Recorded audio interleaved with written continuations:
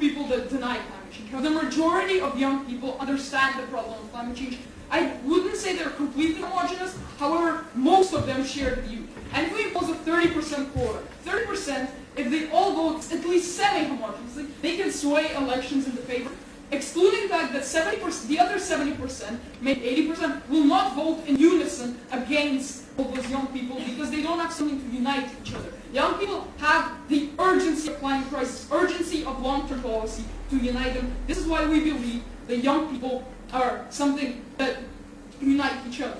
Now, what further benefits will young people get? If you might say that they're already represented with instances such as protest and media coverage. However, how will this and our solution be together even better? First, as young people will enter the EU Parliament, they'll be taken somewhat more serious. A lot of people now look down on young people as someone who isn't trying to solve anything, is protesting in the streets to make it look like they're solving something, and aren't in reality doing absolutely anything. What happens when you put them in the parliament is that they have more voice, they are more likely to be talked to, they're more likely to be discussed with on those policies. They'll also have a larger media coverage. They'll be able to talk on TV, they'll be able to ask people for their views, people will be able to share their views with them, and altogether they will be able to change them. I would also like to say that we need young people because we urgently need a change in our politics. For now, there's little to no climate change policy being actually issued that are actually helping solve these problems. We are doing nothing about our overuse of resources and all these long-term problems. Yes? Exactly because young people were engaging in activism like Friday for Future. This is why this year we see the Green Party being selected in European Parliament for the first time. We see no reason why young people could still not engage in activism while as well being in the EU Parliament, except that I already previously stated, will make them more efficient, they'll stop being looked down on, and they'll have further media coverage. So in fact, they can do both. They can influence the world in many other ways if they're in the EU Parliament. It benefits young people. There is no net harm, and this is why I believe you should vote side proposition.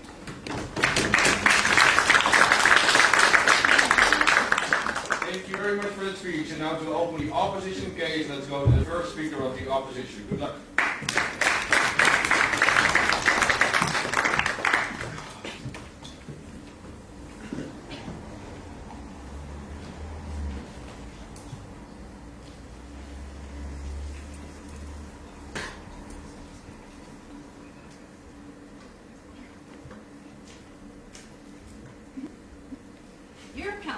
The reason why we have quotas is not to ensure specific policies. We also don't have quotas to ensure that the politicians in the parliament are the exact representation of everyone in society.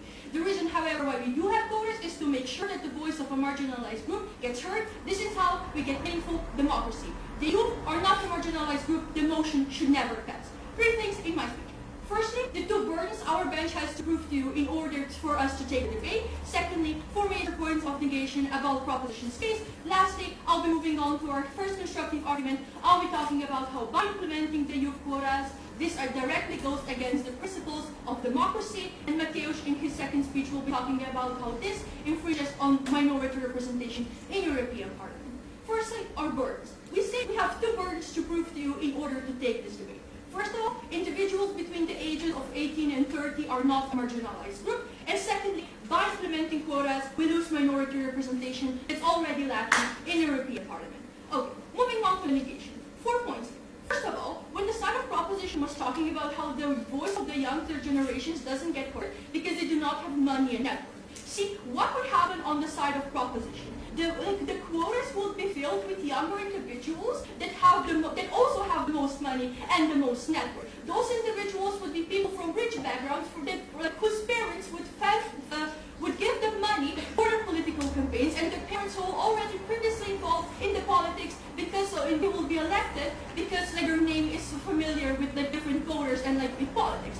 Meaning that on their side, no thank you, they're not getting any diversity because all the individuals that are included in the quota are the young individuals with a lot of money, right? So we tell you that all their impacts are much smaller when you take into account that those individuals with high aristocratic backgrounds do not share the same struggles like subsidized schooling, like high tuition prices, meaning that their impacts are much smaller. Moving on to the second point, no thank you, the stigma surrounding the young people. We tell you, look, the stigma in the status quo is that the young people are, it's not that they're not capable enough, but it's just fact actually true that they are not educated enough because they do not have enough experience.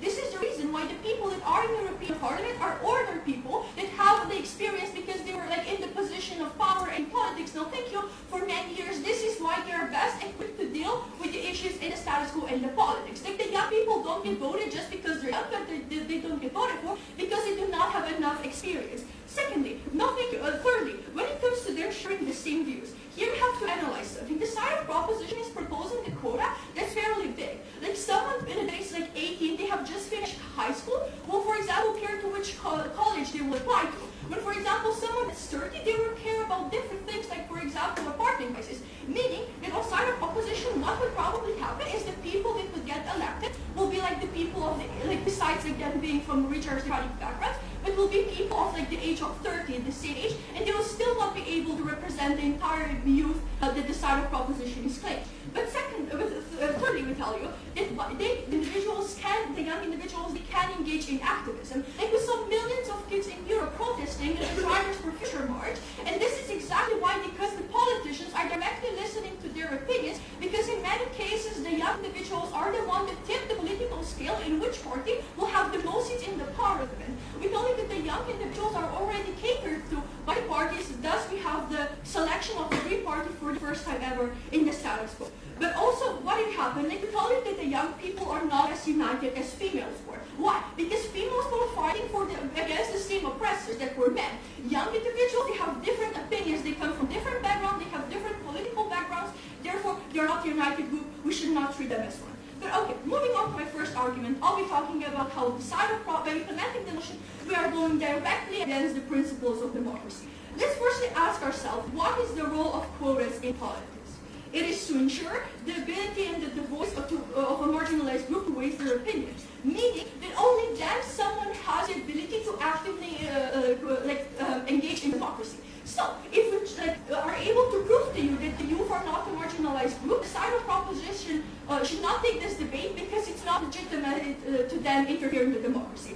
4 points here. First of all, we tell you that younger individuals, they have the ability to vote, they can access their political opinions, they can be members of youth political parties, they can themselves run for a place as a member of the European Parliament. We tell you that they have plenty of opportunities to engage in politics and and directly interfere with the working of European Parliament as a whole. Here, we will tell you an example of Kira Marie Peter Hansen, who's a 21-year-old European politician, right? She got in because people recognized that she was capable enough. Like if the voters don't recognize that the younger generations are capable enough, we tell you that we should engage in democracy. However, with her, people somehow did recognize she was credible enough, meaning that it's not impossible for the youth to get elected in European Parliament. But secondly, no thank you. Currently, we tell you people between the ages of 18 and 30 are the people that are targeted the most by the politicians. This is the reason why we're having this entire debate. It's because the European Parliament wants to make European Union closer to young people, right? And because they are like a targeted group by the European parties, they are directly assimilating their political programs to that. This is why we saw every single political party this year having a response to, for example, climate crisis, right? Because the youth is engaged in that, and because the youth are in many cases the one that, by their voting, the parties will be the one that have the majority in the European Parliament, meaning that they are trying to engage in the youth. But lastly, we tell you that individuals can still engage in activism. They can attend Fridays for Future marches, and like they did in Slovenia, sleep in front of the parliament to protest against the expensive housing prices, right? We tell you that they have plenty of ways to engage in the politics, therefore they are not a marginalized group. And because the politicians and European Parliament directly listens and takes into account their opinion, they are not a marginalized group, and in the future they will have the ability to vote, to be members of European Parliament. Currently, we do not think that they are credible enough. So we believe because they're not a marginalized group, no one should have the ability to directly go in democracy, meaning that you should oppose. Young individuals are not a marginalized group. They have plenty of abilities to voice their political opinions and concerns. They can engage in activism. The group that is directly targeted by by politicians, by the parties in European Parliament. We see everything catering to them. We should not engage in democracy, but also because we get worse representation for minorities on the side of proposition. This is something Mateusz will explain. You should definitely vote on.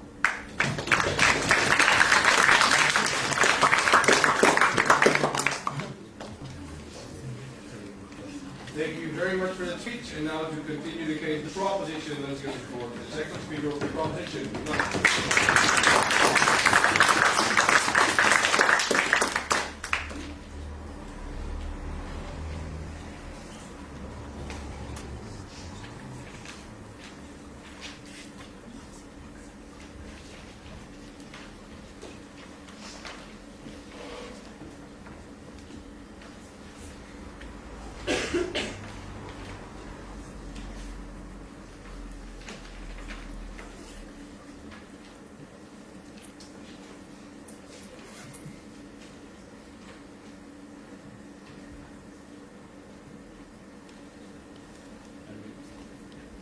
Panel, Emma's entire speech can be countered with one word.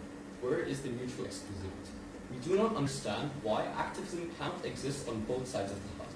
However, the key difference here is that now you have someone on the inside, someone who is actually listening to this activism and can actually manifest policies in the first place. When you have only 2% representation of youth in parliament, that doesn't change much. Two things in this speech. Firstly, reconstruction and vacation, and then our third argument about how this decreases voter apathy and why it's principally good and why it's practically good. Firstly, let's talk about the effectiveness of this policy that we're talking about on the quota. We explained to you in three distinct mechanisms. One, that there is a voting bloc that these people have at the point at which they can sway elections is a huge amount, they have a huge amount of political capital to actually get something done. We think it's extremely unlikely that they're going to be outvoted by the other 70% simply because we don't understand why they would vote in unison. However, David explains to you in sophistication why the youth are necessarily homogenous, especially on the issues that that have to be implemented on the long term. That is to say things like climate change. Why? Because there is the same sense of urgency between all the children, because they're all going to die in the next 30 years if nothing is done. We see that as inherently problematic and a good reason why people would be homogenous in society. But at the point at which, youth, we agree, are not homogenous on every topic. We admit that there are some topics in which they're not, but those topics are the ones that the old politicians in status quo are already quarreling about anyway, so there's no net harm that happens. But the long-term policies, they're homogenous, they're going to vote as one voting bloc. We explained to you, they don't provide analysis why this isn't the case. The practical, and second mechanism we provide to you is how there's more media coverage. That is to say, at the point at which you have more people in parliament from a magnitude point of view, it's far more likely that you're going to have discussions and discourse insofar as you're actually going to have some talks about what policies could be implemented and why it would be good in the first place. But necessarily, because of this reason, because there's a large amount of percentage of people in parliament, there will be more policies that will go and be voted about, and simply because of that, we think the practical goes on our side of the house, that we're actually helping the long term of the youth. Why is this principle just, right?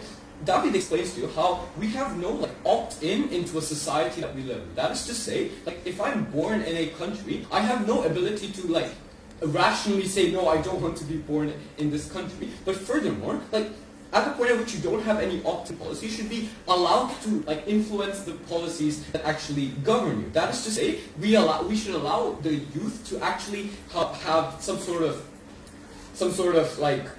influence on the ability for the government to control them, etc., etc. Right? And precisely because of this narrative, they're structurally disenfranchising the youth from doing so, which is not only principally bad on the value of democracy, but also simply because these are the people who are going to face the long-term brunt of the problem. And at that point, you're not only harming them on a principle of democracy, you're harming them in their practical in and of itself, right? Okay, I have a bit more information. One, they talked to you about there's no bar for positive discrimination that the youth have reached, right? One, they don't provide you what this bar actually is and where we should reach it. We say structural disenfranchisement is key to understanding why positive discrimination is necessary. A social narrative that exists insofar as the youth are unexperienced, that's why they don't get into parliament in the first place, and that's why their policies are not getting voted on in the first place. But secondly, because of the money and the networks that old people have, simply because they've been in political game longer, we see that the structural disenfranchisement in the EU Parliament, we say that they are being discriminated, right? And then Emma comes and says, oh, but it's only going to be for the rich. Still, there is a sense of homogeneity between the rich and the poor, even because they're simply youth and they have to talk about long-term policies, which are like transcendental from like the social class that you're in. But even if it's like not true, we think that at the end of the day, at the point when you still have more youth in Parliament, you're still going to have more discourse, you're still going to have more like ability to change stuff in the first place. Okay. Secondly, they talk to you about how it's against the principle of democracy, and in the eyes of the law, people are allowed to vote, etc., etc. There is a difference between formal and actual rights that you have, right?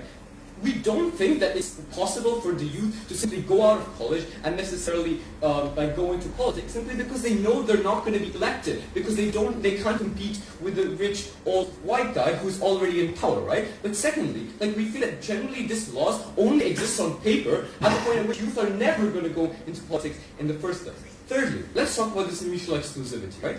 They don't show you why activism, that is such a brilliant mechanism for change, is the only way to solve it. We say that, fine, activism is cool, but the only way that you can actually change things on a governmental level is by having people in the parliament in the first place who will listen to you, who will actually look at your policies and vote them in. That's what we're providing on their side of the house. It's simply not possible with 2% in parliament. Third argument about how it decreases voter apathy among the youth. I'm going to prove to you two things here. One, that quotas are a good mechanism to decrease voter apathy. But secondly, I'll take you in a second, that it's irrespective of its effects. Principally, we think that these people, or the youth, we decide what our future should be. Before I go on, yeah. But we do have parties in parliament that specifically cater to the young, such as Green Party, for example, and they can vote for them.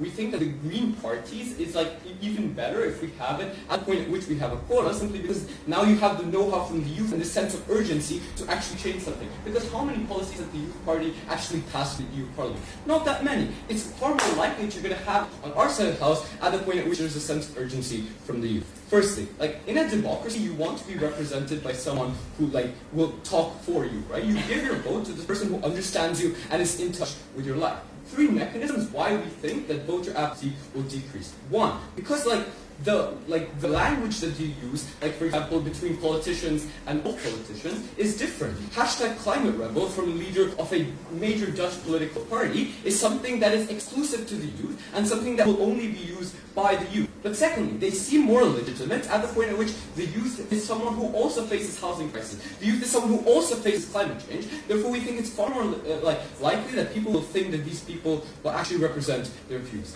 Furthermore, we have more discourse on youth topics because they're more excited and engaging in discussions. Why is this principally just? The idea of democracy is that youth are represented in parliament. The youth are not at all represented, and I've shown you why they should be. But secondly, the youth are going to face the long-term consequences of the action. And at the point at which you have the backing for these parties from the youth in terms of voters, it's more principally just the policies that are going to be there anyway. For all of these reasons, I'm proud to propose.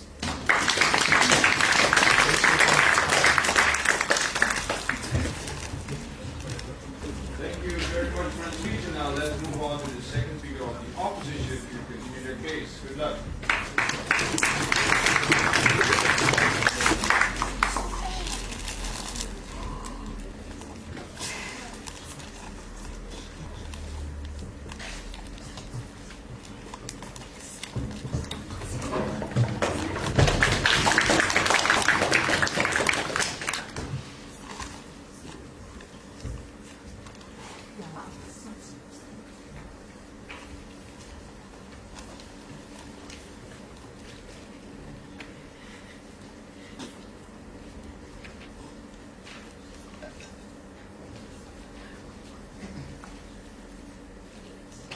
Dear panel, the quotas can never fix the status quo. Emma already expanded in her speech how the young are not a marginalized group and how forcing them into the European Parliament is harming the principle of democracy. What I will do in my speech is present the second constructive argument how quotas would be harming minority representation, but before that, 5 points of rebuttal. So going on to the first point, we explained that it's principally unjust to implement youth quotas because it underlines the very purpose of quotas. It goes against democracy. They have to engage with that. The second point, they said how even if only rich young people are getting in the European Parliament, it's still alright. I'll be negating this more in my speech and explain how it isn't actually that alright. The third point is that the youth are not actually a marginalized group. They can vote, they can engage in activism, and as soon as they grow up, they will be the most privileged group. Now they just don't have enough experience. We don't want unexperienced people to be in such important institutions. The fourth point is youth are not equal to as women were before. They have different economical stances and views. The fifth point is that even if there is an individual that is going to be elected in the European Parliament, the organ we are voting for is still the party. They are going to be the ones catering what the individual is going to be proposing. They might not give him the actual voice, which I will also explain more in my argument. And also, the Emma, they never negated the analysis that Emma gave you, how parties cater to young people because they are the ones that tip the political scale who will have the most seats.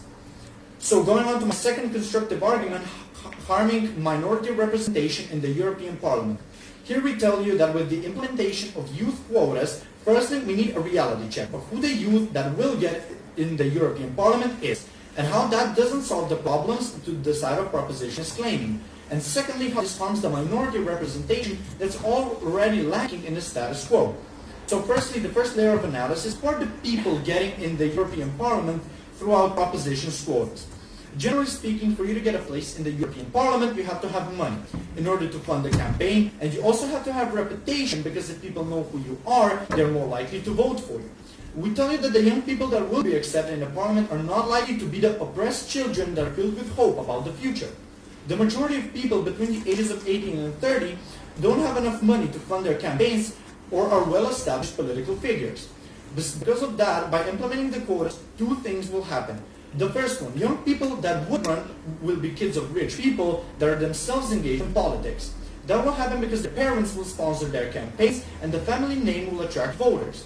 Meaning that the quota side of proposition is trying to fill with prospective young people will now be filled with kids from rich aristocratic backgrounds.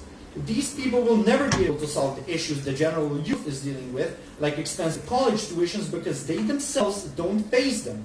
This creates no variety of opinion, but also harms minority representation. More of that in my second layer. And the second scenario we see happening is that these people are running for parties, and that ultimately means they have to represent the interest of that party, meaning that the actual probability of them proposing their own things is quite small, and because of their inexperience, the parties are even more likely to control them and use them as puppets without giving them an actual voice. The second layer of analysis, how we harm the minority representation. One thing we need to realize, when you reserve seats for younger population, there's naturally less seats available for anyone else, meaning someone has to lose a spot in the parliament. Who is that? Certainly not the most prioritized white men that are oversaturating the politics. They simply have too much support, too much power and political ties. They won't get cut off. The people that, however, will are the members of minorities. These minority members have tried to engage in politics before, because in Europe there is about 10% of minority population. However, only 5%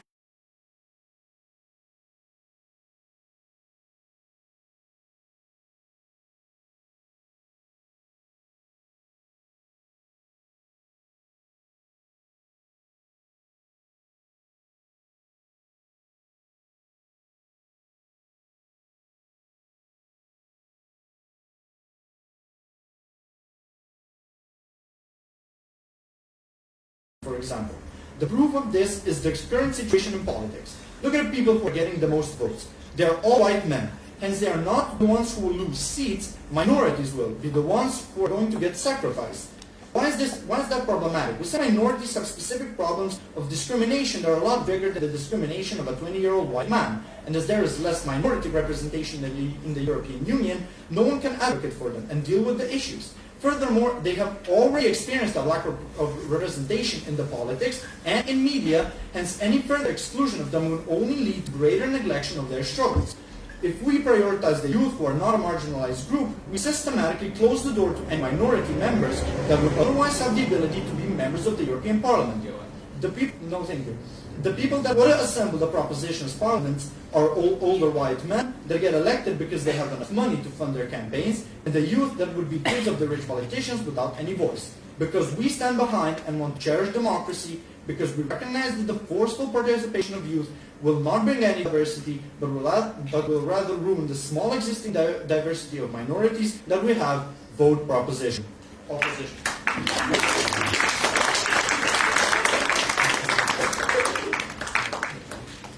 Thank you very much for the speech, and after the last constructive speech of the proposition, we go to the third speaker of the proposition. Good luck.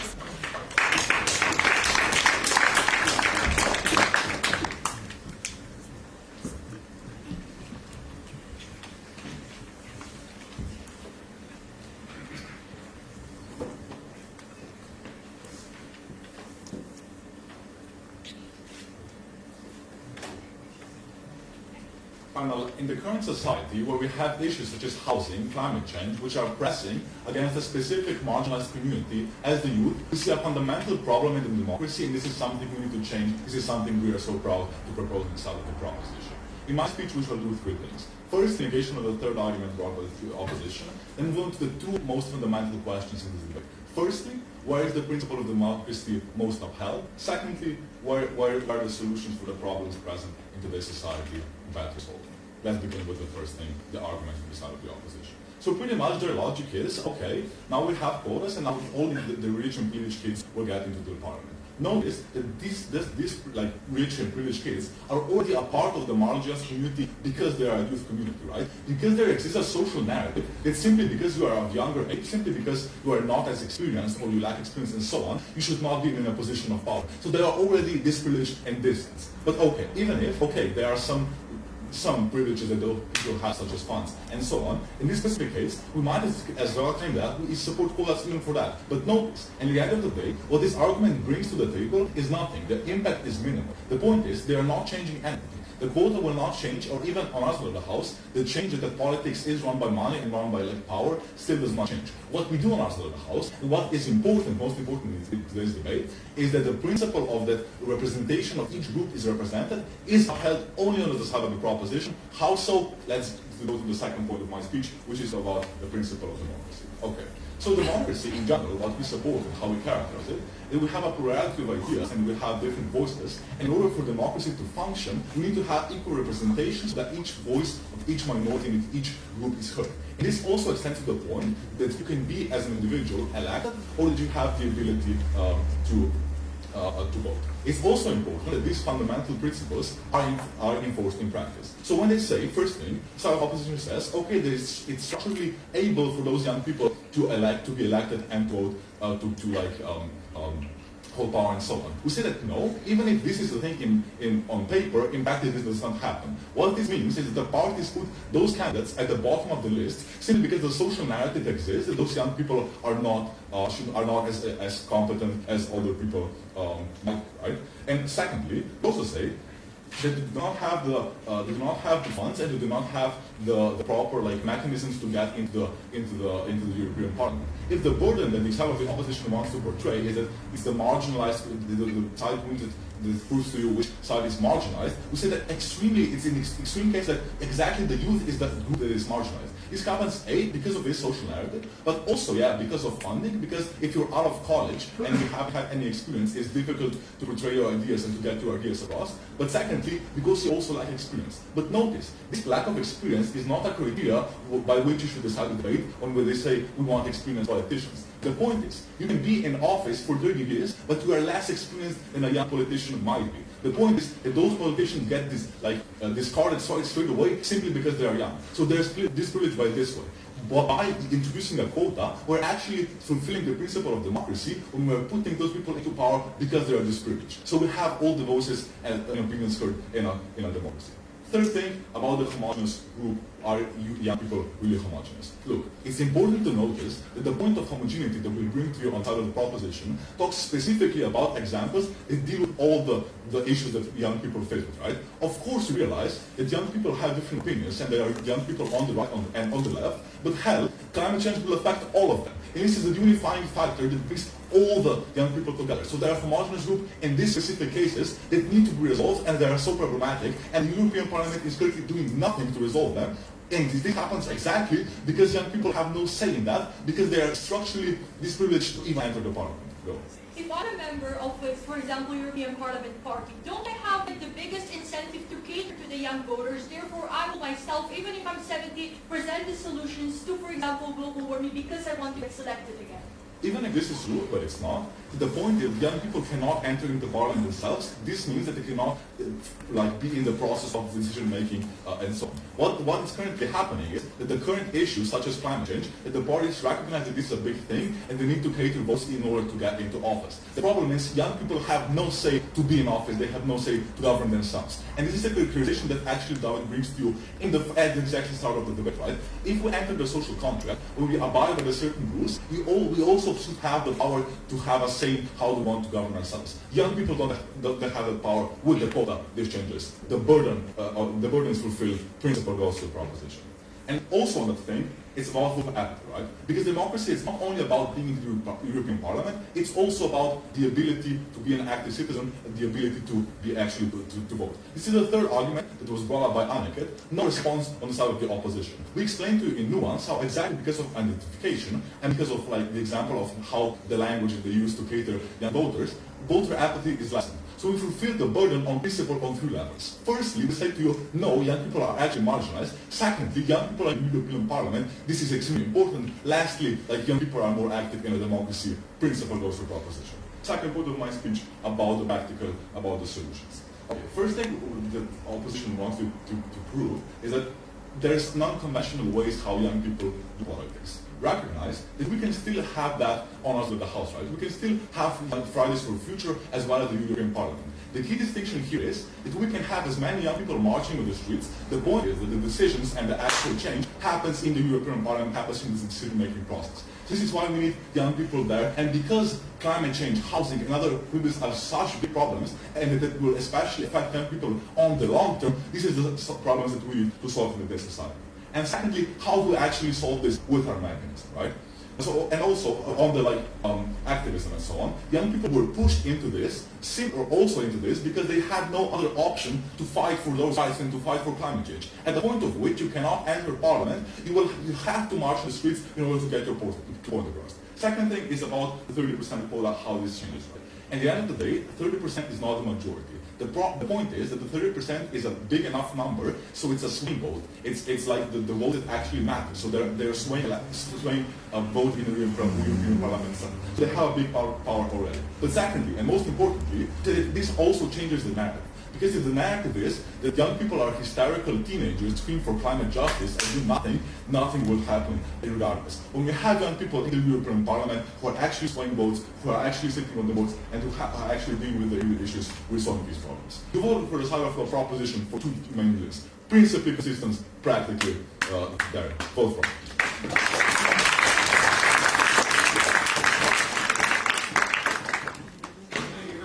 Speech, and now for the last obstructive speech of the debate, we go to the third speaker of the opposition. Good luck.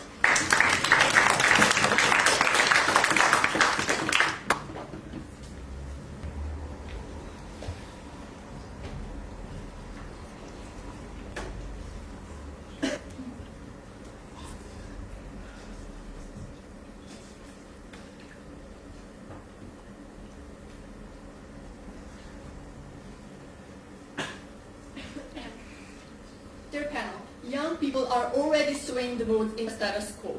We have politicians like, for example, the Green Party that got the most votes from specifically young people because it caters to young people. Bernie Sanders got the most votes from the young people because he caters to young people. We see politicians are actively trying to make young people's lives better in order to get elected because young people have power in the status quo. Young people are not oppressed and parties have to specifically cater to them. Two clashes in my speech. Firstly, on the principle of democracy, which side is better, and secondly, on the practical effects of quotas.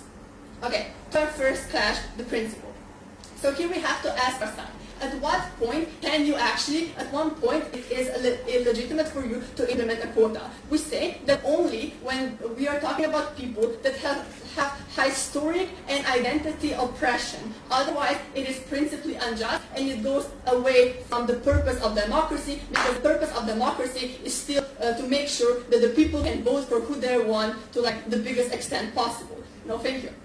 But okay, so why is this historic identity and oppression not the case for young people? Because firstly, they will grow up and they will be the most privileged members of society. It is not something that is linked into their identity. Secondly, because young people have power, because young people are a huge percentage of the current population, and hence they vote for parties, and hence parties have to cater to them. And we see an example of this, Bernie Sanders catering to young people, and young people actually voted for him, and he got very influential because of that. Secondly, Green Party catering towards young people. Now the Green Party is elected because of the activism, because of the young people's voices being heard. In Slovenia, we have a party, Levica, that is fighting for cheaper apartment prices and so on. Again, an example of how we are catering to the young and how the young are actually not being listened to, but are actually being very much considered when it comes to politics. Third point, activism. Now, we told you that activism in the status quo from young people is actually making changes. Why? Because it influences parties, because it influences how policies go. We say that, for example, in Europe, because of the climate change strikes, we got ban of plastic straws, ban on plastic bags, and even temperature regulations and so on. We see this kind of changes, no thank you, happening because young people wanted them and because young people were fighting for them. Fourthly, we say on that point about experience, right? We say that it is legitimate for someone to not vote for a young person because of their lack of experience. We say that that is their personal choice. We say that we still have to make sure that democracy exists the best extent possible. And if someone believes that the candidate does not have enough experience to influence the politics, to represent his views, then it is his legitimate choice to not vote for that candidate. And that hence, if the candidate does not get the most votes, then he's elected. But there are young people who are seen as legitimate, there are young people who are seen as capable, and those young people are currently in parties and so on. Before I move on to my next clash, yes. So you stated that young people have the right to choose young people to be elected. However, a lot of young people's voices are shut out. They don't have equal starters to the campaign. Therefore, people don't have the exact choice to elect. Okay, thank you. We told you, no, young people's voices are not shut out. Why? They don't face a historic and identity oppression. Secondly, because parties are catering to them because they're a huge percentage. Thirdly, they have activism. They're making changes through that. Now to the practical clash. Okay. First point here. Now, do all young people have the same problem, and will not all young people fight for same causes? No. Now, the first layer of analysis we gave you here is because at the point at which you have this policy of how many young people will get in, who will get in, the rich young people. This is the same analysis that they give you, that in the status quo, the rich people are going in the parliament. We say this will not change on their side. The rich people will still go in the parliament, the only exception that there will be young rich people. Even worse, because it's only feeding with nepotism, because it will probably people that are children of the existing politicians and so on. But furthermore, hence, firstly we say that other young people that are not rich and actually experience sort of problems cannot identify with this young rich individual any better than they can identify with the old one. Because in their analysis, they spend a lot of time talking about how young people cannot identify with old people and because they are so different. But we told you, well, rich people, young people, and poor young people are still different. We don't see why the difference when it comes to older people is not greater. Furthermore, we say that they will not fight for problems such as apartment crisis, subsidized schooling, and so on, because they are not experiencing those financial problems. Secondly, young people actually be able to talk about problems. We say no. Why? Because we have a party system. We vote for parties and not individuals. Hence, like if I vote for a far-right party that consists of like climate change deniers, of course, if young people that come in the party will not like promote climate change, they will be climate change deniers. If I vote for a party that is like focusing on like retirement plans for old people, one person of young in this party, or like more young people will not suddenly change the whole party and like convince the leaders of those parties to like change their system and like wanting to cater for someone else. Thirdly, we say that already explained that young people already have existing parties that are catering to them because they are this huge group of people. Fourthly, on this point about how young people use different language and social media to get close to the young people and will therefore it will be better. So I already kind of tackled that before when I told you that why, like, they never wrote exactly the analysis on why I, as a young person, cannot identify with an older person if like an older person is advocating for my sort of issues, right? We told you that this language barrier is not a huge problem, right? We told you that when someone like wants to like help me, I will then vote for him. But furthermore, like social media point, we see Europe is already doing that. We say Europe is actually very active on social media, and is trying to like make young people more engaged. We don't see like why more young people in politics will suddenly improve that. Lastly, on minorities, so their response to us, that we told you that minorities fall out because someone has to fall out, right? And this will not be privileged white men. They just said, well, okay, we can maybe make quotas for them as well. But this is practically impossible. Firstly, it undermines the purpose of quotas if everyone just has a quota, right? Because like there's too many quotas, you will never be able to fix everything. Someone will always be oppressed because they will fall out, and this is like perpetuating cycle of never being able to fix it. Secondly, like if a country have 5 seats in the parliament, how will they fill all the quotas? It is also practically impossible to make sure that every single group represented, like for example LGBT people, how will you make sure that they will be in the parliament? That is also like practically hard. It is much more easier to just not implement young quotas and still have the existing diversity of minority we talked about. Because it proves to you why it is principally unjust to implement quotas, and because it proves to the direct harm of like the lack of minority representation, vote for opposition.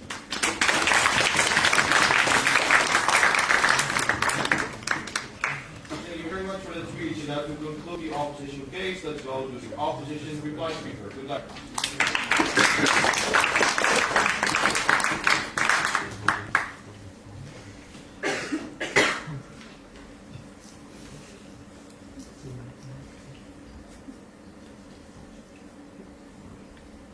Dear panel, dear audience, let me again refer to my first speech when I told you the 2 burdens the side of opposition had to feel in order to win this debate. What I'll be doing in my reply speech, I'll be going back both to those burdens and how we filled it, therefore we take the debate. Firstly, why it's principally unnecessary to have the quotas, how we're hiring without democracy, and secondly, how the impacts are simply so bad that even if you do not buy the first point, you should never propose the motion because the impacts will be detrimental. Firstly, I explained to you in my argument why the youth are not marginalized group. We told you, youth are like of age, they can vote, they can engage in activism. But recognize, even if you don't buy that point, like the youth are the group that the politicians cater to the most. This is why we, for the first time ever, saw the Green Party get elected in the parliament. The Green Party was there directly to cater to the youth. This is why in this year's parliamentary elections, every single party had a direct response to the problem that the youth is dealing with. Why is this so important? Because the youth are the percentage, and like they are often the people that tip the political scale of which party will have the majority of the seats in the parliament. The youth are already catered to by the politicians. We simply do not see how they are marginalized. But secondly, we tell you with the programs, right? We tell you like the reason why European Parliament had such huge campaigns on social media, the reason why this event was created is in order to like propose the idea of European Union and European Parliament to the youth. We are already seeing that carrying a lot. But what happens on the side of proposition? We tell you that like as it is in the status quo, like the people that would get selected even in their quota, even with their quotas are the young individuals that have like from aristocratic backgrounds with rich parents, because they will be the ones that will be able to like sponsor their political campaigns. Being the diversity that the side of proposition wants to talk about is actually not as big. Why? Because what do we get at the end of the day? On the side of proposition, we got like 30% of the parliament filled with like any experience because they simply didn't have time to get them. We get like youth that are so different because we're talking about like 12 years difference here, right? Those individuals do not share the same views. And lastly, because we as individuals, we vote for parties and we work for like the ideals of the party and not the individuals. Here, let me also note that like if the side of proposition wants to talk about how the youth are not listened to by the society, we tell you that might not be even listened to by the parties themselves, right? Even because they can easily, because of their lack of experience, become like puppets that will simply have to represent what the party is saying and then actually not have any input.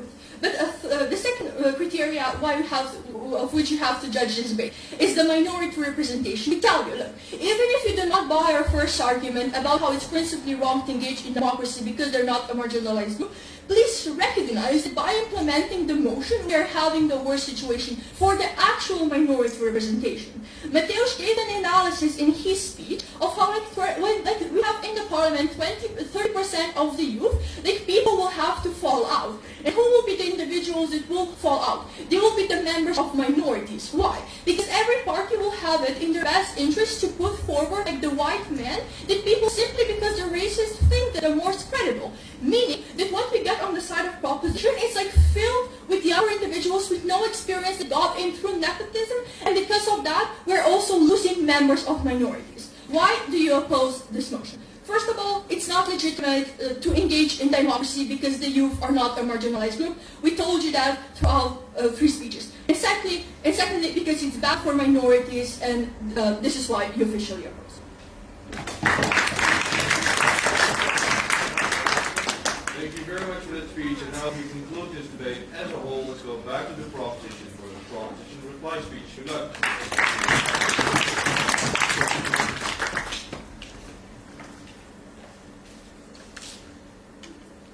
Panel, there are indeed 2 questions in this debate that we need to talk about. The first is the principle of are the youth actually oppressed in society and do they actually need positive discrimination in the first place? And secondly, how is our model actually practically analyzing or actually practically helping these problems? Firstly, let's look at the principle, right?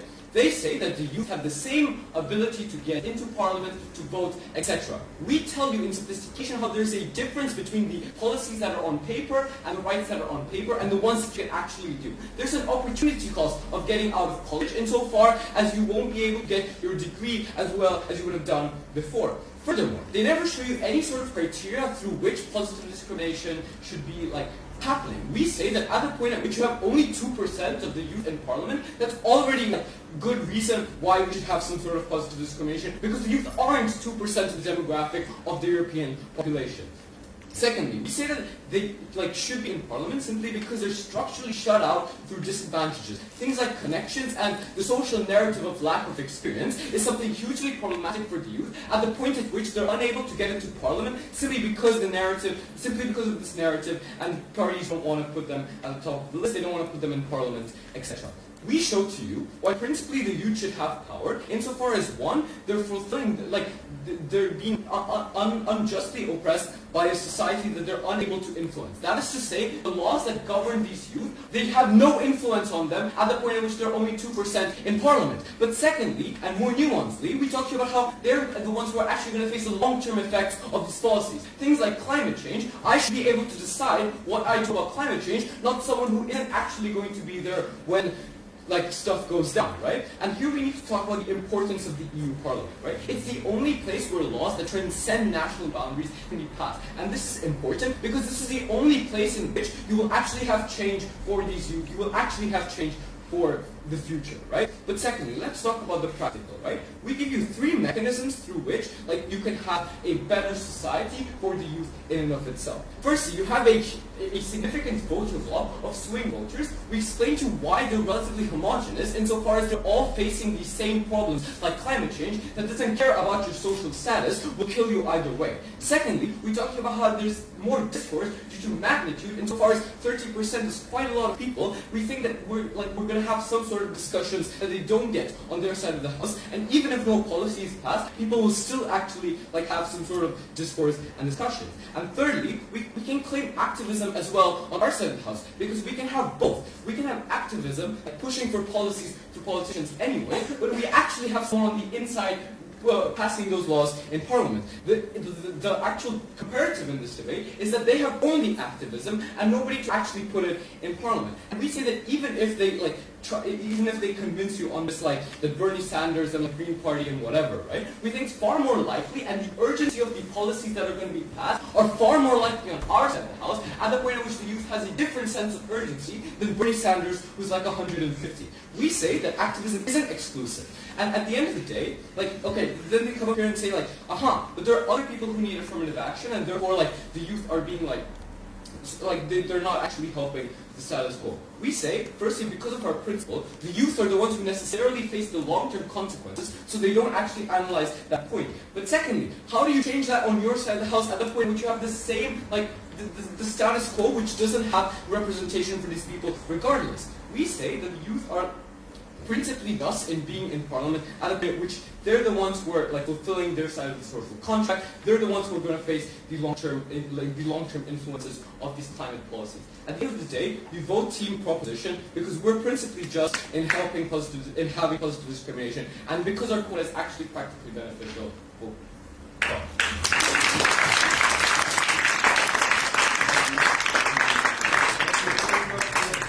Let's give one more round of applause for both teams in the final.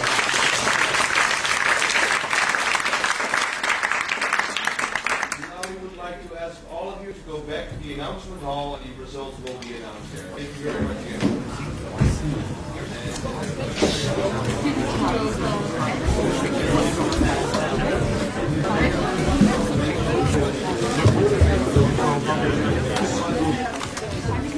Junge ludzie, jaki pan już jest opór?